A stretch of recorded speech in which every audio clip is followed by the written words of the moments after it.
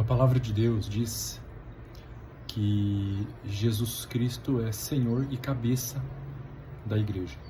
E o desvio acontece quando alguém se torna dono da igreja no lugar de Jesus Cristo.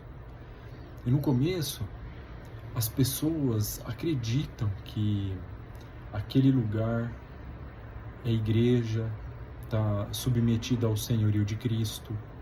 Aí aquele dono da igreja forma pastores para trabalhar para ele, que dão o dízimo dos dízimos e também tem que dar muito tempo e energia para dar manutenção e fazer aquela igreja crescer. Mas esses pastores, quando percebem que a igreja tem dono, eles desacreditam do movimento e saem e são rotulados de rebelde. E quando, em que momento que os pastores percebem que a igreja tem dono?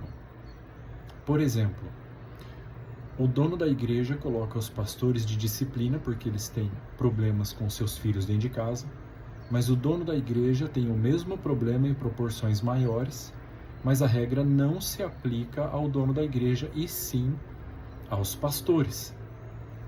Então, nesse momento, os pastores percebem que a igreja tem dono e desacreditam do movimento. Quando eles saem, eles são rotulados de rebelde. Mas nós precisamos definir bem o que é rebeldia. Quem é rebelde contra Deus. E rebeldia o que é?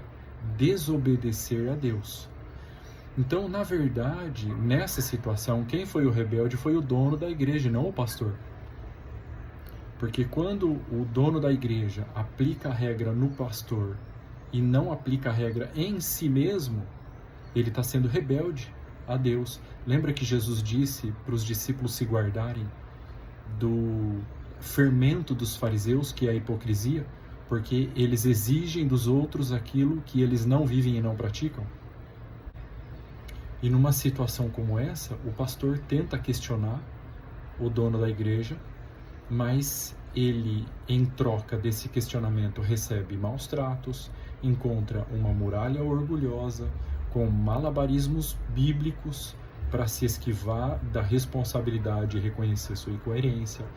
O pastor recebe um gelo, o dono começa a dificultar as coisas para ele, e aí o pastor não aguenta e sai. E os crentes, como ficam numa situação dessa? Eles nem sabem o que acontece nos bastidores. Eles estão ali num lugar que é legalzinho, que oferece alguns benefícios para ele e para sua família, então é conveniente permanecer ali naquele lugar. E no domingo eles celebram um culto de plástico para dar a sensação que estão adorando a Deus em espírito e em verdade.